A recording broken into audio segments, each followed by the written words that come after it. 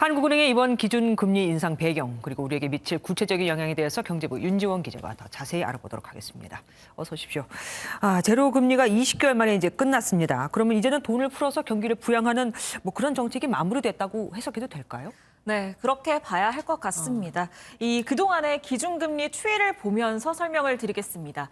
코로나19 확산 초기였던 지난해 3월 한국은행은 기준금리를 1.25%에서 한 번에 0.5%포인트 낮췄습니다. 이 경기 방어 목적이 컸는데요. 코로나 상황이 심각해서 다시 사상 최저 수준인 0.5%로 또 금리를 낮췄고요. 네. 이를 지난 8월까지 유지했습니다. 제로금리 시대가 20개월 동안 지속이 됐는데 덕분에 우리나라 경제 성장률은 지난해 역성장이기는 했지만 상당히 선방을 했고요. 또 올해는 4.0%를 목표로 두고 있습니다. 네. 이처럼 저금리로 코로나 시국을 버틴 건 세계적인 현상이었습니다. 말씀대로 돈을 풀어서 경제가 무너지는 건 막았습니다. 그런데 네. 부작용도 있었잖아요. 네, 맞습니다. 부작용도 상당했는데요. 이 돈을 싸게 빌릴 수 있기 때문에 부동산과 주식에 투자하는 영끌, 비투로 인해서 가계부채가 급증했고 해당 자산의 가격은 치솟았습니다. 여기에 요즘 물가 동향도 심상치가 않은데요. 한국은행은 정상화라는 말을 사용하면서 그동안 제로금리가 비정상 상태였다는 점을 강조했습니다. 이주열 총재 이야기 들어보시죠. 긴축이 아니고 정상화입니다. 지금 상황에서는 이례적으로 낮췄던 수준을 계속 끌고 갈 만한 명분은 좀 없는 겁니다. 미국도 지금 물가가 너무 올라서 네. 금리를 곧 올릴 수 있다고 하던데 그러면 우리뿐 아니라 이런 금리 인상이 전 세계적인 분위기인 겁니까? 네, 맞습니다. 아시다시피 지금 치솟는 물가 그리고 금리 인상은 세계적인 현상입니다. 네. 이 미국의 경우에는 지난달 물가 지표가 1년 전보다 4.1% 올랐는데요. 이게 31년 만에 최대치입니다. 인플레이션 우려가 커지니까 미 연준이 먼저 채권을 사서 시중에 자금을 푸는 이 자산 매입을 줄이는 이른바 테이퍼링에 들어가서 돈줄 죄기에 나서기도 했고요.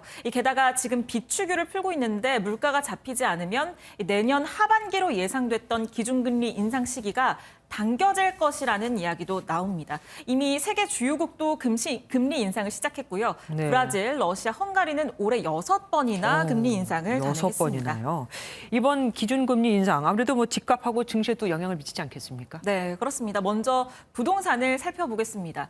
지난 9월 기준 주택담보대출액은 721조 원으로 전체 대출의 58%가량을 차지했습니다. 금리가 오르면 다달이 갚아야 하는 이자도 당연히 오릅니다. 네. 한국은행은 이자 부담이 연간 3조 원 가깝게 늘 것이라고 전망을 내놨고요. 또 올해 2번 금리를 올렸기 때문에 연간 가구당 이자 부담이 149만 원에 달할 것이라는 분석도 나온 상황입니다. 실제로 지난 8월 1차 금리 인상 이후에 전국 아파트값 상승률이 둔화되기는 시작했습니다. 네. 부동산 영향이 있는 건데요. 이자 부담에 정부의 각종 규제까지 겹치면서 거래가 줄고 또 집값 상승에 당분간은 제동이 걸릴 것으로 보입니다. 전문가 이야기 들어보시죠.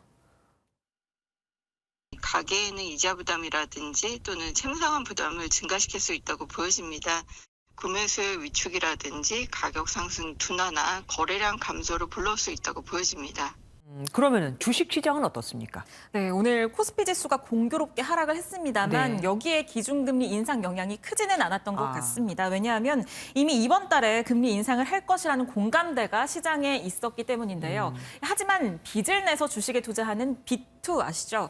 네. 이자가 올라서 다소 제동이 걸릴 것으로 보입니다. 이 증권사로부터 빚을 내 주식에 투자하는 신용거래융자가 지난해 3월 6조 6천억 원에서 지난 9월 25조 6천억 원까지 무려 4배 가까이 늘었습니다. 아유. 이 8월 금리 인상 이후에 이 융자액이 2조 원가량 감소했는데 금리 추가 인상에 따라서 이 규모가 더 감소할 것으로 보입니다. 앞으로는 어떻습니까? 지금 11월이니까 내년에는 어떨까요? 내년에도 더 오를 걸로 보입니다. 이 코로나19 이전에 우리 금리가 1.5% 수준이었죠. 이주열 한은 총재는 그동안 과도하게 낮췄던 금리를 되돌려야 한다라는 의지가 상당히 강합니다. 이 문제는 시기인데요. 이 총재가 1분기 인상을 배제할 필요는 없다고 본다라고 밝혀서 이 내년 1분기 추가 인상 가능성이 큰 상황입니다. 다만 이 국책 연구기관에서까지 한은의 금리 인상 속도가 너무 빠르다는 이야기가 나오고 나오고 있습니다. 들어보시죠. 금리 인상 과정에서 경제적 회복을 저해할 수 있는 부작용이 생길 수 있기 때문에 어느 정도 속도 조절을 생각해야 될 필요가 있습니다. 네, 또 내년 3월엔 대선이 있죠. 대선도 변수로 보이는데요. 이 총재는 정치적인 고려는 바람직하지 않다, 이렇게 선을 그은 상황입니다. 저금리의 부작용과 경기 부양 사이에서 진짜 고민이 크겠습니다. 지금까지 윤지원 기자와 함께했습니다.